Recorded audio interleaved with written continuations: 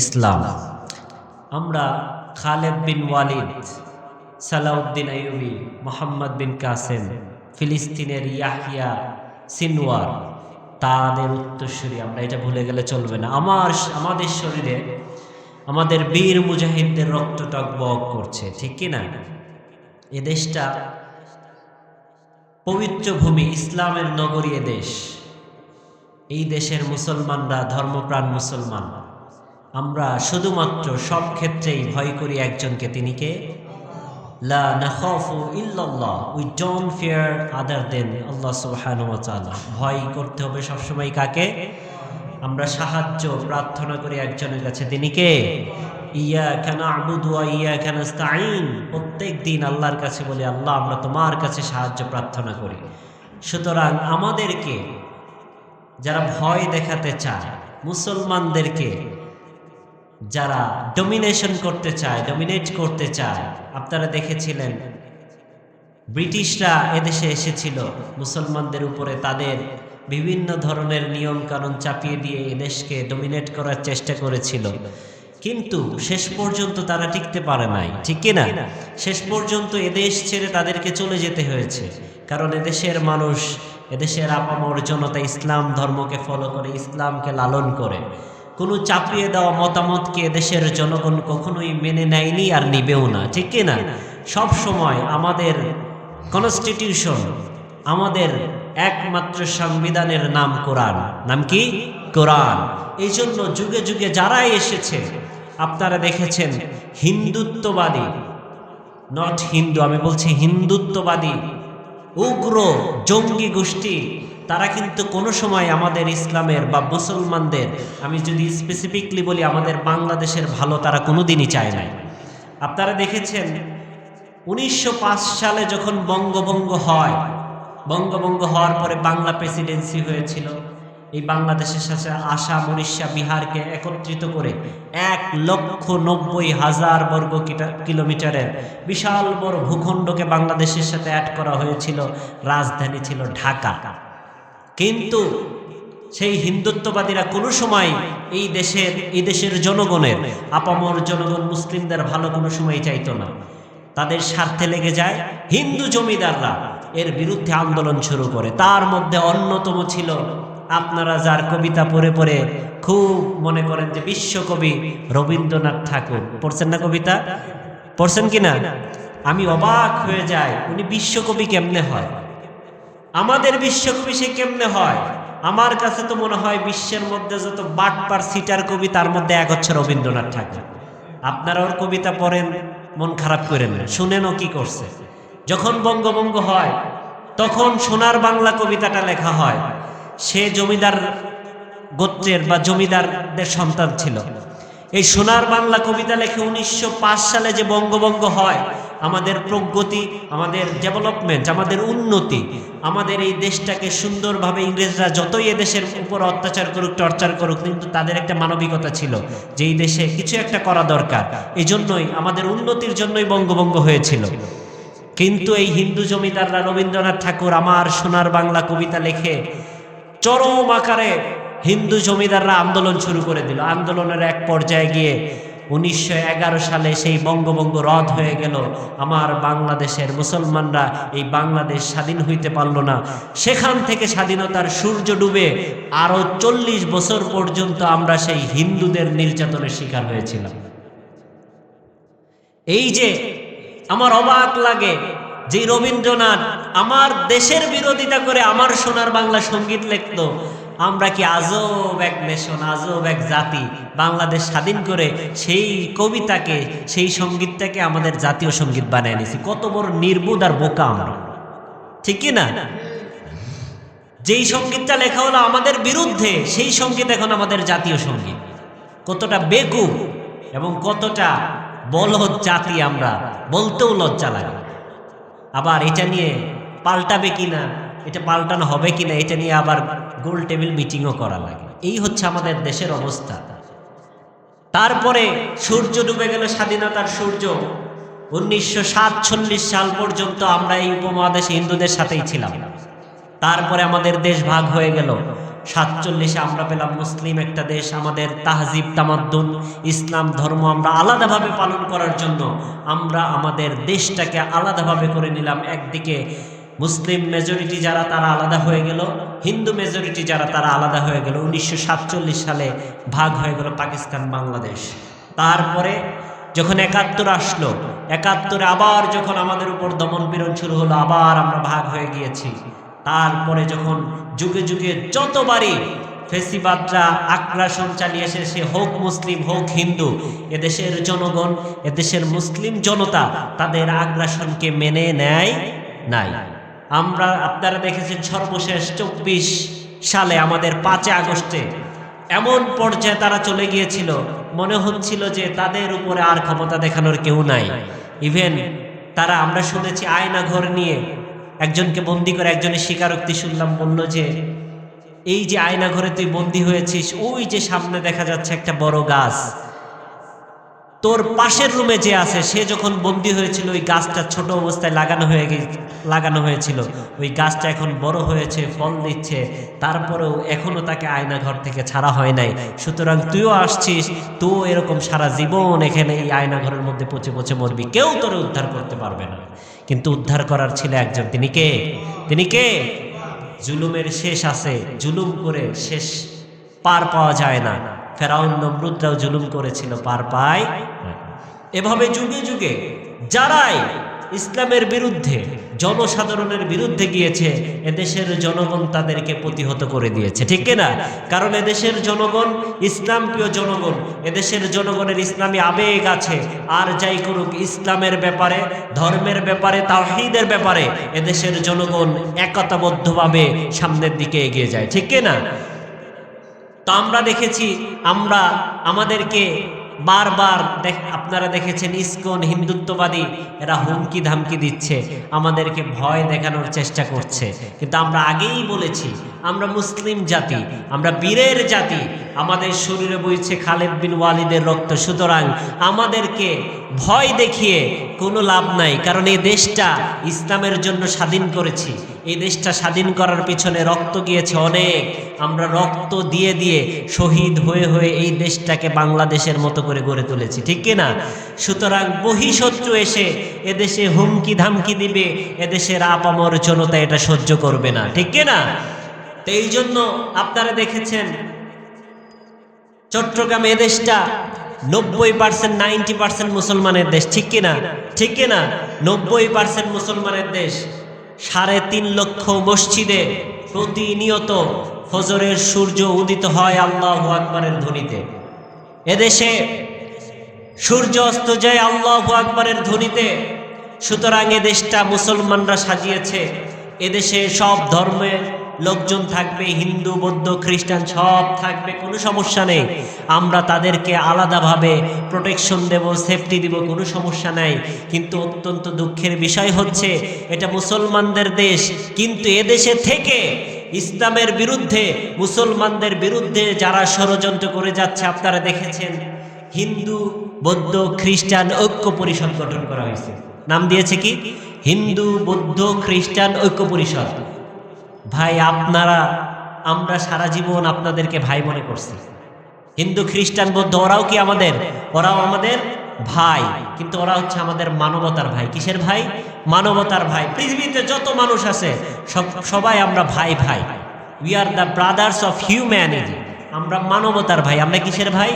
মানবতার ভাই।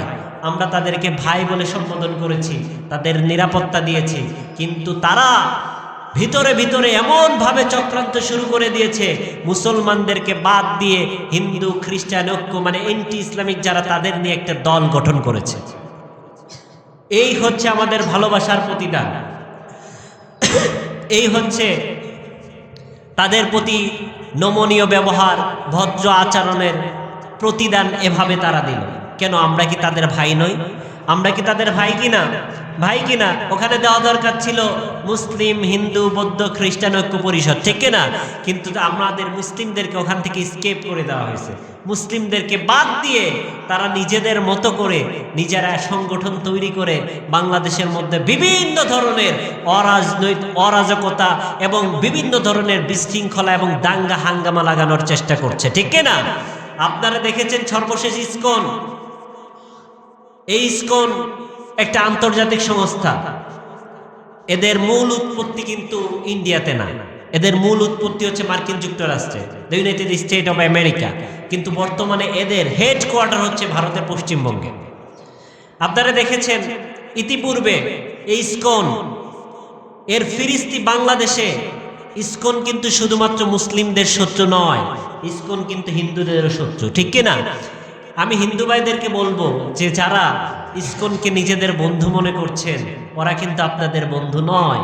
তার কারণ হচ্ছে ইসকনরা ঠাকুরগাঁও, নওগাঁ ওইদিকে অনেক মন্দির, সনাতনীদের মন্দির দখল করেছে। ইভেন গতবার এই যে সিলেটে রথযাত্রা হলো, এই ইসকনের ওরা রথযাত্রায় আক্রমণ করে অনেক সনাতনী ভাইদেরকে আহত করেছে, অনেককে পরবর্তীতে আবার নিহতও হয়েছে। সুতরাং ইসকন কোনোদিনই হিন্দুদের ভাই না, সনাতনীদের ভাই না, বা তাদের বন্ধু না। এরা মূলত সনাতনী নাম ধারণ করে এই দেশের মধ্যে হিন্দু মুসলিম যে একটা ঐক্য, স্বাধীনতার পর থেকেই হিন্দু এবং মুসলমানদের মধ্যে যে একটা হৃদ্যতা, যে একটা ভালোবাসা, আপনারা কি কোনোদিন দেখেছেন আমাদের বাড়ির পাশে যে হিন্দুরা ছিল তাদের সাথে আমাদের কোনো গ্যাঞ্জাম হয়েছে? গ্যাঞ্জাম হয়েছে? হয় নাই। তারা আমাদেরকে দেখলে গ্রিটিং করছে, আমাদের শ্রদ্ধা করেছে, আমরাও তাদেরকে শ্রদ্ধা করেছি। কিন্তু ইসকন নামক এই সন্ত্রাসী জঙ্গি গোষ্ঠীটা বছরের পর বছর এদেশে সনাতনী নাম ধারণ করে এই দেশের মধ্যে দাঙ্গা হাঙ্গামা লাগিয়ে হিন্দু মুসলিমদের মধ্যে বিবাদ তৈরি করে ওরা বহির্বিশ্বে প্রচার করতে চায় এদেশের মধ্যে দাঙ্গা হচ্ছে, এদেশটা অশান্ত, আপনারা এসে এদেশের ক্ষমতা গ্রহণ করেন। এই হচ্ছে ইসকনের ষড়যন্ত্র। এর আগে আপনারা দেখেছেন চট্টগ্রামে এক স্কুলের মধ্যে গিয়ে তারা কোমলমতি মুসলিম শিশুদেরকে তাদের দেবদেবীর নামে উৎসর্গকৃত প্রাসাদ খাওয়িয়েছে। এখানে প্রথম কথা হচ্ছে, আমি ওই সমস্ত স্কুল যেখানে গিয়ে এই ইসকনের এরা প্রাসাদ খাওয়ালো, ওই সকল স্কুলের যারা দায়িত্বশীল ছিল তারা কি করছে? তাদের কাছে অনুমতি না নিয়ে তারা কিভাবে সেখানে প্রবেশ করলো? আর যদি অনুমতি নিয়েও থাকে তাহলে তারা কেন অনুমতি দিলে এটাও খতিয়ে দেখা দরকার, ঠিক না? তারা জয় শ্রীরাম বলে আমার মুসলিম বাচ্চাদেরকে হিন্দুদের প্রাসাদ খাওয়িয়েছে, ইসকনের প্রাসাদ খাওয়িয়েছে। আমি বলতে চাই, আপনারা যদি এরকম উস্কানিমূলক কর্মকাণ্ড শুরু করেন, আমার দেশের যদি মুসলিম জনতা, তরুণ জনতা, যুবকেরা যদি মনে করে যেহেতু তারা জয় শ্রীরাম বলে আমাদের মুসলমান বাচ্চাদেরকে প্রাসাদ খাওয়িয়েছে, তাহলে আগামী কুরবানিতে আমরা আল্লাহু আকবার বলে গরু জবাই করে কুরবানি দিয়ে হিন্দুদেরকে গরুর গোশত খাওয়াবো। এরকম হইতে পারে কিনা? হইতে পারে কিনা? তখন এই উস্কানিটা বাড়বে না কমবে? বাড়বে না কমবে? আর এর পিছনে দায়ী কে? ইসকন। এর পিছনে দায়ী কে? ইসকন। আপনারা দেখেছেন এই ইসকন গত 7-8 বছর ধরে জয় শ্রীরাম বলে স্লোগান দেয়। শুনছেন কিনা? শুনছেন কিনা? এই জয় শ্রীরাম বলে কোনো হিন্দু স্লোগান আজ পর্যন্ত আমরা শুনি নাই। কোনো হিন্দু জয় শ্রীরাম বলে স্লোগান দেয় নাই। আমরা পড়ালেখা করেছি, আমাদের বাড়ির পাশে হিন্দু আছে, হিন্দু ফ্রেন্ড সার্কেল আছে, হিন্দুদের মাঝেই আমাদের বসবাস। কোনোদিনই আমরা শুনি নাই হিন্দুরা জয় শ্রীরাম বলে স্লোগান দিয়েছে। হিন্দুরা হিন্দুদের মতো স্লোগান দিত। কিন্তু এই জয় শ্রীরাম স্লোগানটা আসলে কোত্থেকে আসলো?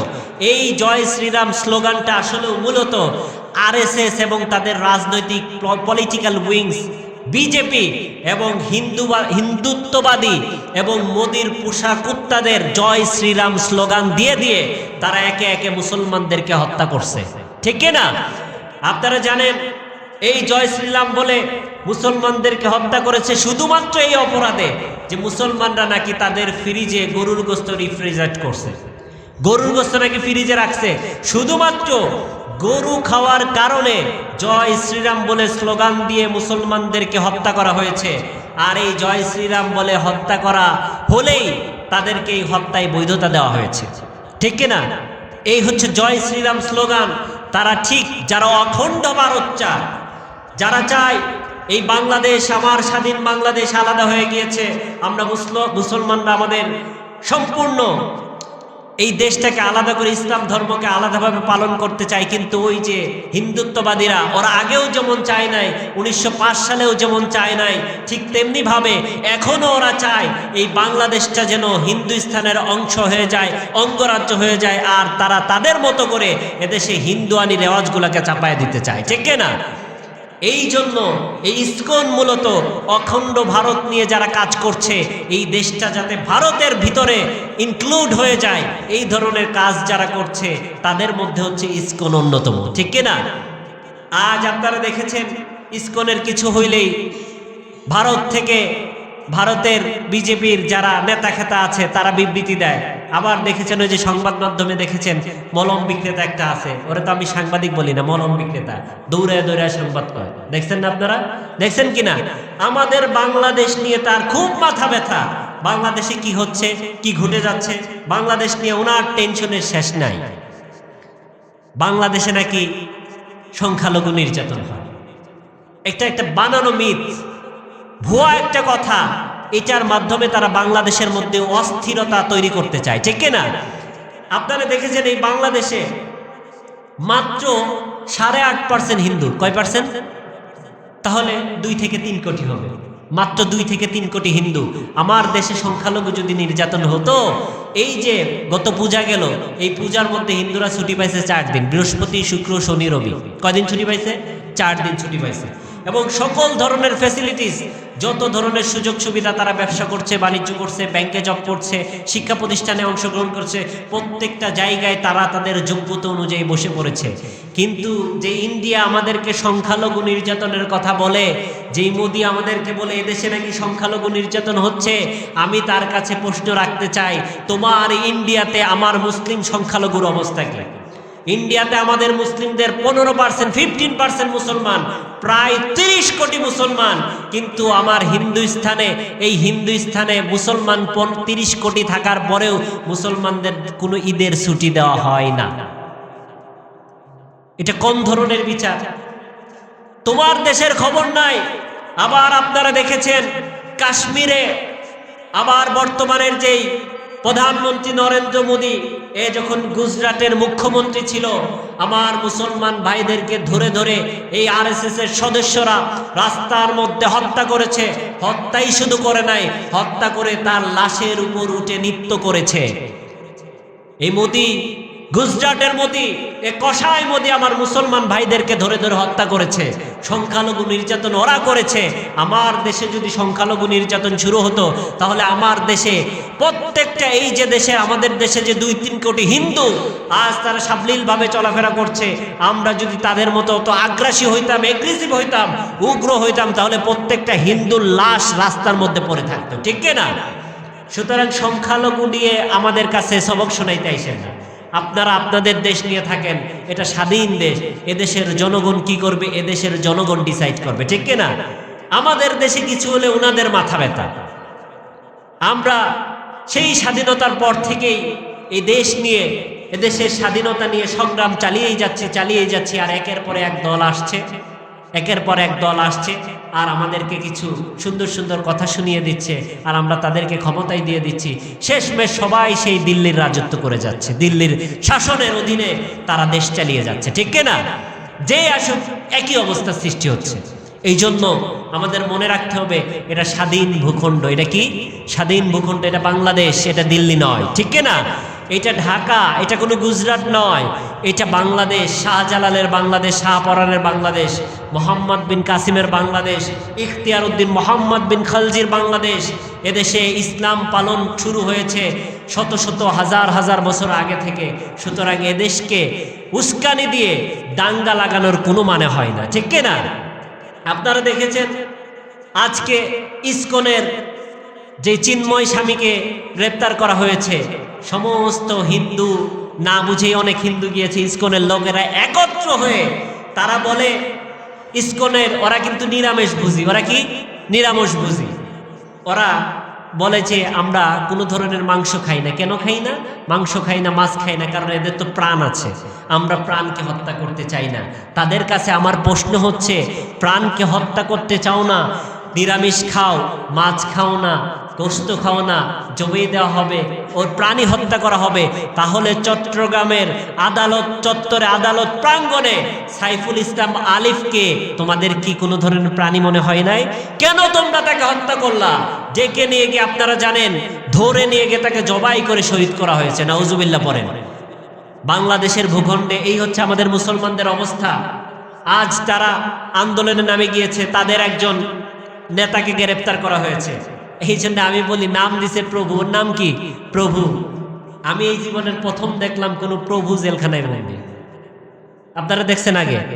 প্রভু যে বান্দারে রক্ষা করবে, উল্টা বান্দা তাদের রক্ষা করতে আদালত প্রাঙ্গণে গেছে। কোন ধরনের প্রভু আল্লাহই জানে। তারা যে বিশৃঙ্খলাতে সৃষ্টি করলো বাংলাদেশকে অশান্ত করার জন্য, যেই ধরনের বিশৃঙ্খলা আদালত প্রাঙ্গণে তারা সৃষ্টি করেছে, এখানে আমার দুইটা প্রশ্ন। আমাদের উলামায়ে কেরামকেও বন্দী করা হয়েছে, আল্লামা দেলোয়ার হোসেন ছাইদিকে বন্দী করা হয়েছিল, আল্লামা বাবুনগরীকে বন্দী করা হয়েছিল, মামুনুল হক সাহেবকে বন্দী করা হয়েছে, আমির হামজাকে 3 বছর জেলের মধ্যে বন্দী করা হয়েছে। কিন্তু আমরা তো কোনোদিনই আদালত প্রাঙ্গণে গিয়ে কোনো আইনজীবীকে ধরে জবাই করে নেই। তাহলে তোমাদের কাছে আমার প্রশ্ন হলো, তোমরা কোন সাহসে আদালত প্রাঙ্গণে গিয়ে বিশৃঙ্খলা সৃষ্টি করে সরকারি আইনজীবীকে ধরে নিয়ে জবাই দিয়েছো? এই জবাব তোমার বাংলাদেশেই দিতে হবে, ঠিক না? আজ প্রশাসন যারা আছে, প্রশাসনের ভাইয়েরা এর জন্য সমভাবে দায়ী। আপনারা দেখেছেন এর কিছুদিন আগে এই চিন্ময় স্বামী গ্রেপ্তারের পিছনে রাজনৈতিক আরেকটি কারণ আছে। এর কিছুদিন আগে আপনারা দেখেছেন প্রথম আলো নাম দিছে পত্রিকার প্রথম আলো, আসলে ওইটার আমি প্রথম আলো বলি না, ওইটা হলো প্রথম কালো, ঠিক না? দ্য ডেইলি স্টার, ওইটা তো এখন সবার মুখে মুখে, এটা ডেইলি স্টার না, এটা হচ্ছে দিল্লি স্টার। এরা সরাসরি ভারতের এজেন্ডাই বাংলাদেশে বাস্তবায়ন করছে, ঠিক না? ভারতের বলে দেওয়া ন্যারেটিভকে বাংলাদেশের মধ্যে তারা চালাতে চাচ্ছে। তারা ইসকন বলতেই সনাতনী বুঝায়, সনাতনী বলতে ইসকন বুঝায়। এই জন্য আমি আবার বলেছি, আগেই বলেছি, ইসকন আর সনাতনী আমার হিন্দু ভাইরা কিন্তু এক নয়, দুটো সম্পূর্ণ আলাদা আলাদা।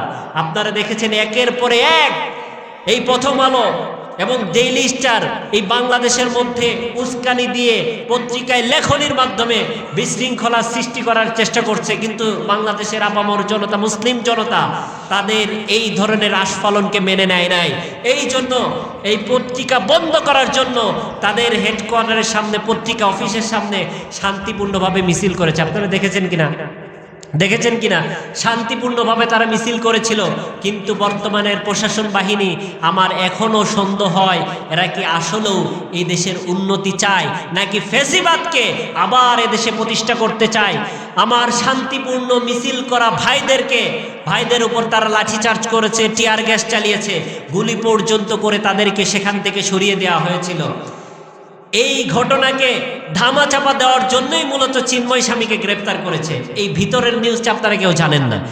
চিন্ময় স্বামীকে গ্রেপ্তার করে আরেকটা অরাজকতা সৃষ্টি করে দাঙ্গা হাঙ্গামা লাগানোর চেষ্টা করা হয়েছে। ডেইলি স্টারের সামনে, প্রথম আলোর সামনে, যেটা সরাসরি ইন্ডিয়ার এজেন্ট যেটা বাস্তবায়ন করছে, সেটা নিষিদ্ধ করতে গেলে আমার মুসলমান ভাইদের উপর আক্রমণ করো প্রশাসন বাহিনী। চিন্ময় স্বামীকে গ্রেপ্তার করে আদালত প্রাঙ্গণে নিয়ে যাওয়া হলো। যখন ইসকনরা একের পর এক আদালতে আক্রমণ করলো, প্রশাসনের বাহিনীর ভূমিকা ছিল একদম নীরব। এখানে আমার প্রশ্ন, আপনাদের ভূমিকা কেন নীরব ছিল? আপনাদের কাছ থেকে একজন সরকারি আইনজীবীকে ছিনিয়ে নিয়ে জবাই করে হত্যা করা হলো, আপনারা কেন নীরবে বসে বসে আঙ্গুল চুষছেন? প্রশাসনের ভাইদেরকেও এর দায়ভার নিতে হবে, ঠিক না? এই জন্য আমাদের উচিত সবাই মিলে, এই দেশটা যেহেতু আল্লাহ তাআলা আবার আমাদেরকে স্বাধীন হওয়ার তৌফিক দান করেছেন, এখন পাস্ট সব ভুলে গিয়ে সবাইকে মিলে এই দেশটা এগিয়ে নিয়ে যেতে হবে, ঠিক না? আদারওয়াইজ আপনি যতই আরেকজনের পা চাটেন, মীর জাফর, আপনারা জানেন বর্গীদের আক্রমণ, আমরা যখন বাচ্চাদেরকে ঘুম পাড়ায়, আগে ঘুম পাড়াইতেন, এই যে শিশু ঘুমালো, পাড়া ঝোলালো, বর্গী এলো দেশে। শুনছেন কিনা? এই কবিতা পড়ছেন কিনা? এই ছড়া বর্গী কারা ছিল? এই বর্গীরা বাংলাদেশের উপর আক্রমণ করত, এই বাংলাদেশের স্বাধীনতাকে লুণ্ঠন করতে চাইতো। কিন্তু এই বর্গীরা এতটাই শক্তিশালী ছিল, কেউ বর্গীদের সাথে পারছিল না। শেষমেশ মীর জাফর, যাকে আমরা বাংলাদেশের বা সারা উপমহাদেশে সব থেকে বড় বিশ্বাসঘাতক হিসেবে চিনি, সেই মীর জাফরই কিন্তু এই বর্গীদেরকে এদেশ থেকে ভাগিয়েছিল। এদেশ থেকে তাদের বিরুদ্ধে মীর জাফরই কিন্তু যুদ্ধ করে দেশকে স্বাধীন করেছিল। কিন্তু পরবর্তীতে এই মীর জাফর যখন ব্রিটিশদের পা চাটা শুরু করে দিল, নবাব সিরাজউদ্দৌলার সাথে যখন বিশ্বাসঘাতকতা শুরু করে দিল, এই মীর জাফরের কারণে যখন বাংলাদেশের সূর্য অস্তমিত হয়ে গেল, তারপর থেকে এই মীর জাফরের আগে কি বীরত্ব দেখাইছে সেটাকে এখন জনগণ দেখে না। তাকে এখন বাংলাদেশের সব থেকে বড় বিশ্বাসঘাতক হিসেবেই ইতিহাসের পাতায় তার নাম লেখা হয়ে গিয়েছে, ঠিক না? এই জন্য আগে আমরা কি করেছি না করেছি ওইটা বাদ, এখন থেকে আমাদের দেশটাকে স্বাধীন করার জন্য, দেশটাকে সুন্দর রাখার জন্য প্রত্যেকটা ধর্মের লোকজন এদেশে থাকবে, সুন্দরভাবে তাদের ধর্ম পালন করবে, আমাদের কোনো সমস্যা নাই। তবে এদেশের মধ্যে যদি কোনো ধরনের উস্কানি দেওয়ার চেষ্টা করা হয়, এদেশ নিয়ে যদি ষড়যন্ত্র করা হয়, তাহলে এদেশের জনগণ ইনশাল্লাহ তাদের ষড়যন্ত্রকে রুখে দেবে, ঠিক না? এই জন্য আমাদেরকে আরো সতর্ক থাকতে হবে। আপনারা মনে করেছেন ফ্যাসিবাদ দমন হয়ে গিয়েছে, দেশ শান্তি হয়ে যাবে, তা নয়। কারণ এরা যেই পরিমাণ টাকা এই দেশ থেকে নিয়ে পাচার করেছে, $90 বিলিয়ন, এই টাকার 1%ও যদি এই দেশে উস্কানির পিছনে খরচ করে, আমার মনে হয় এই দেশের মধ্যে আবার গৃহযুদ্ধ লেগে যাবে। আল্লাহ তাআলা আমাদেরকে হেফাজত করুন, সকলে পড়ি আমিন। এরা এখান থেকে গিয়ে শান্তিতে নাই, মানে নীরবে নাই। এরা একের পর এক চেষ্টা চালিয়ে যাচ্ছে কিভাবে দেশটাকে বিশৃঙ্খলা সৃষ্টি করা যায়, কিভাবে দেশের মধ্যে জনগণের মধ্যে হানাহানি মারামারি লাগিয়ে দেওয়া যায়, এই চিন্তা করছে। এই জন্য আমাদেরকে সতর্ক থাকতে হবে। এটা কিন্তু একটা ট্রাম্প কার্ড এদেশের দাঙ্গা লাগানোর জন্য। এটা এই যে ইন্ডিয়ার রর একটা বিশাল বড় একটা চাল, এই জন্য আমাদেরকে সতর্ক থাকতে হবে। অনেক ভাই না বুঝে, আমরা গতকালকে দেখলাম আমাদের এলাকাতে মন্দির ভাঙচুর করা হয়েছে, এটা মোটেও ঠিক না। এটাই তো ওরা চাচ্ছে, এটাই তো চাচ্ছে যে আমরা যাতে মন্দির ভাঙি, আমাদের এই যে দাঙ্গা লেগে যাক, তারপরে আস্তে আস্তে বহিঃশত্রুরা আমাদের দেশের কন্ট্রোল নেই, ঠিক না? এই জন্য আমাদেরকে সতর্ক থাকতে হবে এবং আমাদেরকেও মনে রাখতে হবে, আজকে চিন্ময় স্বামীকে গ্রেপ্তার করার পরে সারা বাংলাদেশের ইসকনটা এক হয়েছিল, এক হয়েছে কিনা? এক হয়েছে কিনা? এক হয়ে আন্দোলন করেছে। কিন্তু আমরা কপাল পোড়া মুসলমান, আমাদের উলামায়ে কেরামকে জেলে ধরে নেওয়া হয়। সাইদি সাহেবকে 15টা বছর জেলের মধ্যে রেখে তাকে হত্যা করা হয়েছে। আপনাদের এলাকার আব্দুল্লাহ জাহাঙ্গীর সাহেব, আপনারা মনে করতেছেন নরমাল মৃত্যু, আমার কাছে মোটেও এটা নরমাল মৃত্যু মনে হয় না, কারণ তাকে ট্রাক চাপা দিয়ে মারা হয়েছে। আপনারা দেখেছেন 2 দিন আগে সমন্বয়ক হাসানাত আব্দুল্লাহ সারজিৎ হাসানকে ষড়যন্ত্র করে, যেহেতু তারা দেশের জন্য কাজ করতে যাচ্ছে, তাদেরকে ট্রাক চাপা দিয়ে হত্যা করার চেষ্টা করা হয়েছে। এই জন্য যখনই দেখবেন ট্রাক চাপা দিয়ে, তারপরে আব্দুল হাই সাইফুল্লাহ, তাকেও কিন্তু ট্রাক চাপা দেওয়া হয়েছে। এই জন্য এগুলিও একটা ষড়যন্ত্র। এই জন্য আমাদের খুবই সতর্ক থাকতে হবে। যখন আমরা আমাদের মুসলমানদের বিষয়ে কোনো কথা আসবে, আমরা বুঝি না কে আহলে হাদিস, আমরা বুঝি না কে হানাফি, কে সুন্নি, আমরা বুঝি না কে মালিকি, কে লামাযহাবি। আমরা মুসলিম, আমরা ঐক্যের জাতি, আমাদের ঐক্য। আপনি মুসলিম, আমি মুসলিম, আপনি কোন মাযহাব ফলো করেন, ডাজেন্ট ম্যাটার। আমরা পরস্পরের ভাই এবং আমাদের ঐক্য কিয়ামত পর্যন্ত অটুট থাকবে, ঠিক না? ওই ইসকন যদি ঐক্যে সবাই এক ডাকে সবাই আসতে পারে, কোরআনের মধ্যে আল্লাহ তাআলা আমাদেরকে বললেন, ওয়াতাসিমু বিহাবলিল্লাহি জামিআ, হে মুসলমানরা, তোমরা তোমাদের আল্লাহ তাআলার রজ্জুকে একত্রে আঁকড়ে ধরো। আল্লাহ তাআলা কোরআনের অন্য আয়াতে বললেন যে তোমরা পরস্পরে ঝগড়া করো না, বিভেদ করো না, লা তানাজাউ ফালা তানাজাউ, বিভেদ করো না। বিভেদ করলে তোমাদের যে একটা পার্সোনালিটি, তোমার যে একটা পাওয়ার, শক্তি, এই শক্তি সব ধ্বংস হয়ে যাবে। এই জন্য তোমরা কখনোই নিজেদের মধ্যে ঝগড়াঝাটি মারামারি করবা না, মুসলিম ঐক্যের সাথে থাকতে হবে। রাসূল সাল্লাল্লাহু আলাইহি ওয়াসাল্লাম হাদিসের মধ্যে বললেন, কুনু ইবাদাল্লাহি ইখওয়ানা, মুসলিম জাতি তোমরা যদি সারভাইভ করতে চাও, দেশের নেতৃত্ব দিতে চাও, পুরো পৃথিবীর নেতৃত্ব যদি দিতে চাও, তাহলে তোমরা ভাই ভাইয়ের মধ্যে কোনোদিন বিভেদ করবা না। কিন্তু এই ধরনের বিভেদ আমাদের সমাজে আছে না নাই? আছে না নাই? আমরা আরেক দলকে সহ্য করতে পারি না। সব থেকে ধ্বংসাত্মক বিষয় হচ্ছে এইটা। একজন একটা মাযহাব ফলো করে, একজন একটা ধর্ম ফলো করে, একটা আলাদা মত ফলো করে আমরা ডাইরেক্ট ফতুয়া দিয়ে দিই তুই গুমরা, তুই কাফের। নিজে যে গুমরা হয়ে যাচ্ছে, নিজে কাফের হচ্ছে, এই খবর কারো নাই, ঠিক না? আমরা মনে করি আমি একাই জান্নাতি, আর অপোজিট যে মতের অনুসারী আছে ও মনে হয় জাহান্নামী, ঠিক কিনা? ঠিক কিনা? এমন চিন্তা ভাবনা আমার মধ্যে আছে না নাই? আমি চিন্তা করি যে আচ্ছা ও তো সুদ খাইতেছে, ঘুষ খাইতেছে, ও জাহান্নামী, আমি জান্নাতি। আমি যে জান্নাতে গেলাম এই সার্টিফিকেটটা কে দিল? এই জন্য প্রত্যেকেই প্রত্যেকের জায়গা থেকে ভালো হইতে হবে। প্রত্যেকেই তার অপোজিট বিরোধী যে মতামত, সেই মতামতকে সমর্থন করতে হবে, সম্মান করতে হবে এবং পরস্পরের মধ্যে মিল মোহাব্বত থাকতে হবে। দরকার আছে না নাই? দরকার আছে না নাই? সাহাবায়ে কেরাম ছিলেন যারা, সাহাবায়ে কেরামের মধ্যে কেউ এই মত ফলো করতেন, কেউ আরেকটা মত ফলো করতেন, কিন্তু কোনোদিন শুনছেন যে এই মত ফলো করা নিয়ে সাহাবীদের মধ্যে গ্যাঞ্জাম হয়েছে? তারা পরস্পরে ইসলামের ক্ষেত্রে যখনই প্রশ্ন এসেছে ইসলাম, সবাই একত্র হয়ে গিয়েছে, ঠিক কিনা? কিন্তু আমরা, আমাদের মধ্যে কোনো ঐক্য নাই। যখন দেখছি যে সাইদি সাহেবরে গ্রেফতার করছে, সে কোন দল করে আমরা জানি না, কিন্তু সে আলেম কিনা, আলেম কিনা আমরা সেখানে যাই নাই, তার পক্ষে কোনো কথা বলি নাই, আমরা বলেছি সে জামাতে ইসলাম। কিছুদিন পরে আল্লামা মামুনুল হককে গ্রেফতার করা হলো, অন্য দলরা বলে যে আমরা গিয়ে কি করবো, উনি তো হেফাজতে ইসলাম। আবার আমির হামজাকে গ্রেফতার করা হলো, আমরা কিছু বলি নাই, বলছি উনি তো আরেক ধর্মের, আরেক পথের, আরেক মতের। কাজী ইব্রাহিম সাহেবকে গ্রেফতার করা হলো, আমরা কথা বলি নাই, বলছি উনি তো আলে হাদিস, উনি তো লামাযাবি।